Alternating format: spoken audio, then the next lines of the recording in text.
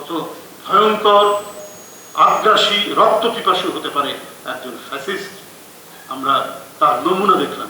তিনি শিক্ষা, স্বাস্থ্য, প্রতিটি ক্ষেত্রে তার যে নজর এবং দ্রুত নজর, এবং কোনো গাফিলতি হলে সেখানে ব্যবস্থা গ্রহণ করছে। পৃথিবীতে দেখা গেছে যে একনায়কোচিত শাসনেও বিশ্ববিদ্যালয়গুলি একটি কর্পোরেট স্বায়ত্ত শাসনের ভূমিকা পালন করেছে, তাদের সে মর্যাদাটা ছিল। কিন্তু ফ্যাসিবাদ যদি কায়েম হয় রাষ্ট্র কাঠামো, তখন ইউনিভার্সিটি ক্যাম্পাসও সেই ঐতিহ্যগত সাহিত্য শাসন ভোগ করতে পারেনি।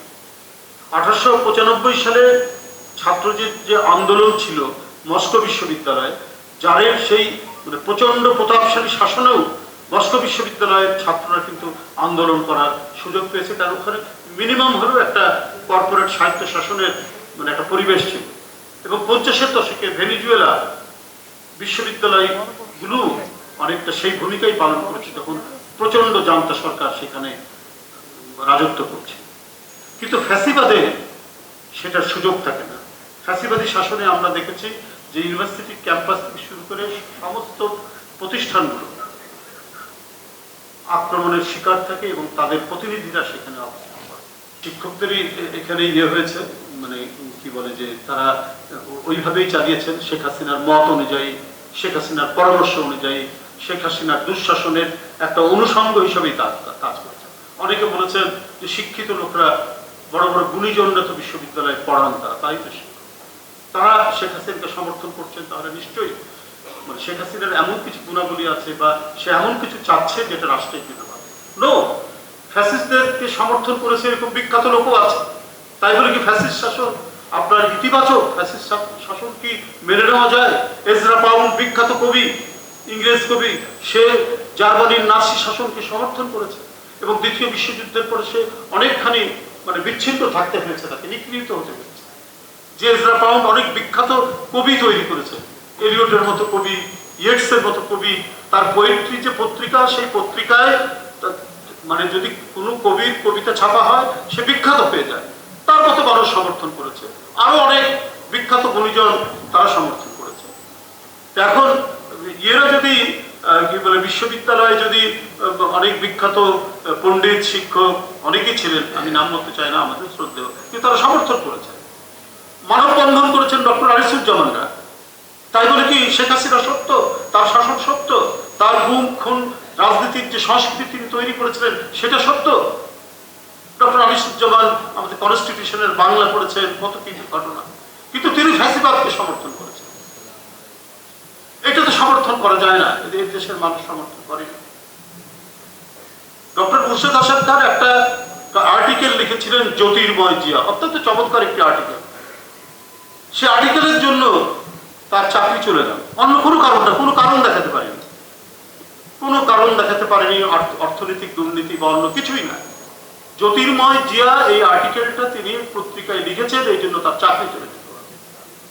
কিন্তু দেখবেন যখন হাসিনার কথা বলতো, তার বসংবদ বুদ্ধিজীবীরা কথা বলতো, ডক্টর জাফর ইকবালরা কথা বলতো, কি আপনার স্বাধীনতার চেতনা, কত কিছু বয়ান দিয়ে তাদের অন্যায়, অবৈধ এবং রক্তচোষার নীতিকে তারা সমর্থন করতে। ওবায়দ ভাই সুন্দর ভাই বলেছেন যে ওবায়দ ভাই ঢাকা বিশ্ববিদ্যালয় ক্লাবের সভাপতি, আমরা প্রায় তারা দাওয়াত দিলে আসতাম, আমরা স্ত্রী সহ এসেছি ক্লাবে, তখন মুর্শেদের চাকরি নেই, এসেছি একটা প্রোগ্রামের মধ্যে, জাস্ট একটা খাওয়া দাওয়ার প্রোগ্রাম, ওখানে এসেছি। তার একদিন দুই দিন পর দেখছি আমাদের ছবি, ওই সিসি ক্যামেরায় আমাদের ছবি ধারণ করা হয়েছে, সেটা টিভিতে দেখানো হচ্ছে, আমরা সেখানে বসে গোপন ষড়যন্ত্র করছি। আর ষড়যন্ত্র কি নিজের স্ত্রীকে দিয়ে করেনি, আর প্রকাশ্য জায়গায়, তাও ঢাকা বিশ্ববিদ্যালয়, সেখানে যে আমরা এখন ষড়যন্ত্র করছি, আমরা নাকি পদ্মা সেতুর নাট বল্টু খোলার একটা প্রচেষ্টা চালাচ্ছি। কত ভয়ঙ্কর, আগ্রাসী, রক্ত পিপাসু হতে পারে একজন ফ্যাসিস্ট, আমরা তার নমুনা দেখলাম। তো সুতরাং সে শুনছি কেউ কেউ যে তার ফিরে আসার ব্যাপারে তার প্রতি একটু নরম সুরে কথা বলতে চাচ্ছে। কেন? এটা হলো আমাদের প্রশ্ন। কেন একক কৃতিত্ব নেওয়া? এই জুলাই তো আমাদের ধারাবাহিক আন্দোলনের একটা পরিণতি, 17 বছরের আন্দোলনের পরিণতি এবং এই জাতি যে কখনোই অন্যায় অবিচারকে দীর্ঘদিন ধারণ করে না সেটার পরিণতি।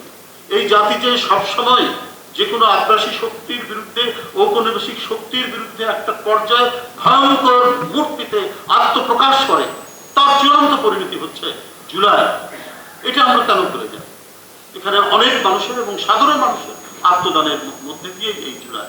আপনার 15-20 জন রিক্সাওয়ালাই মারা গেছে শুধু এই আন্দোলন করতে, 95 জন শ্রমিক মারা গেছে এই আন্দোলন করতে।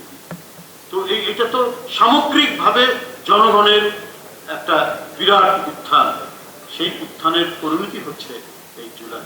তো সুতরাং এখন যারা নরম সুরে কথা বলছেন, এখন যারা একটু কেমন জানি বলা যে শেখ হাসিনা বোধহয় ওর আমলেই ভালো ছিল ইত্যাদি ইত্যাদি বলার চেষ্টা করছেন, এবং আমি মনে করি যে কিছু কিছু আওয়াজ আসছে যারা এই গণতান্ত্রিক আন্দোলনে ছিলেন, কোনো না কোনো কারণে তাদের মধ্যে থেকে এই জিনিসটি আসছে। তার একটা নমুনা আপনাকে আমি বলি।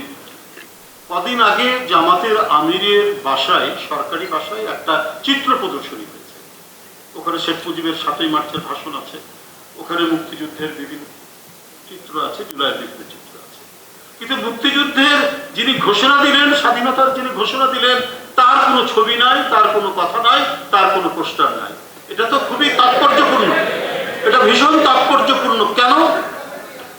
আমাদের কাছে তো মানে এই বিষয়টা খুবই একটা জটিল মনে হচ্ছে না, তবে একটা রহস্যজনক মনে হচ্ছে। যে ঘটনা কি, ওখানে মুক্তিযুদ্ধের এক অনন্য বংশীবাদক যিনি স্বাধীনতার ঘোষণা দিলেন, তার কোনো কথা নাই, তার কোনো,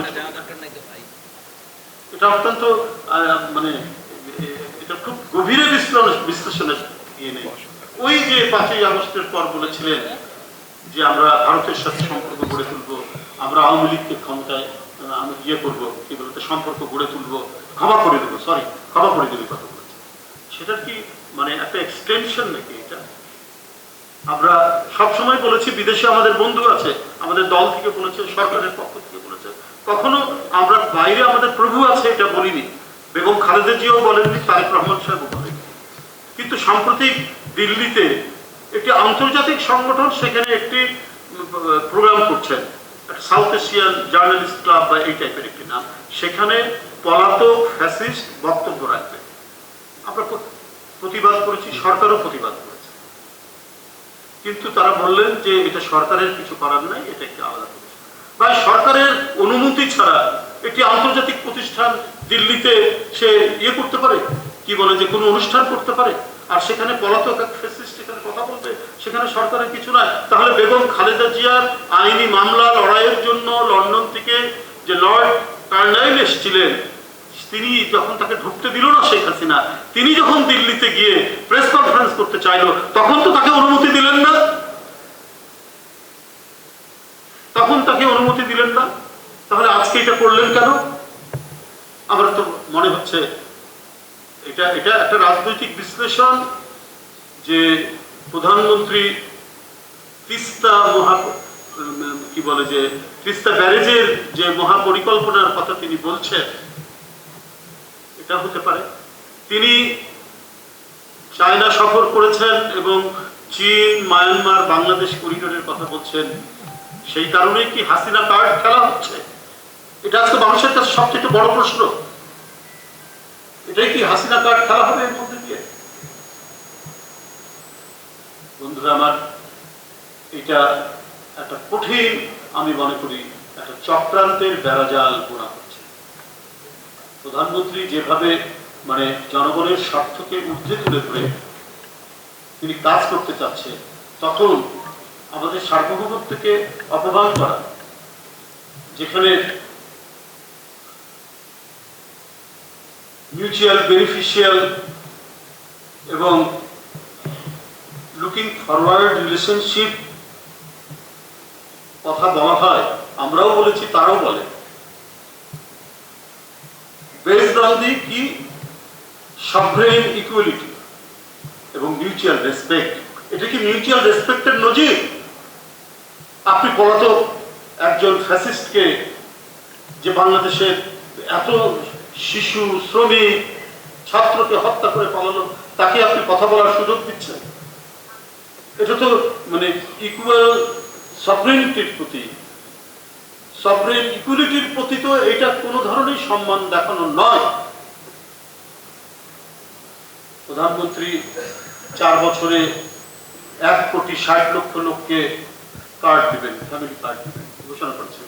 এই কয়েকদিনে ফ্যামিলি কার্ডের যে ইতিবাচক ফলাফল পাওয়া গেছে সেটার ফলশ্রুতি তিনি এই কথা বলেছেন। তিনি খাল খনন করছেন, তিনি কৃষক কার্ড দেওয়ার কথা বলছেন, তিনি শিক্ষা, স্বাস্থ্য প্রতিটি ক্ষেত্রে তার যে নজর এবং দ্রুত নজর এবং কোনো গাফিলতি হলে সেখানে ব্যবস্থা গ্রহণ করছেন। তো মানে দেশটা একটা স্মুথলি চলুক সেটাকে গ্রাহ্য না করে একটা মানে পাতানো পরিস্থিতি তৈরি করে, সন্ত্রাসের পরিস্থিতি তৈরি করে এটাকে অস্থিতিশীল করা একটা প্রচেষ্টা কোনো না কোনোভাবে চালানো হচ্ছে। তারা ভালো মতো এই জিনিসটিকে দেখছে না।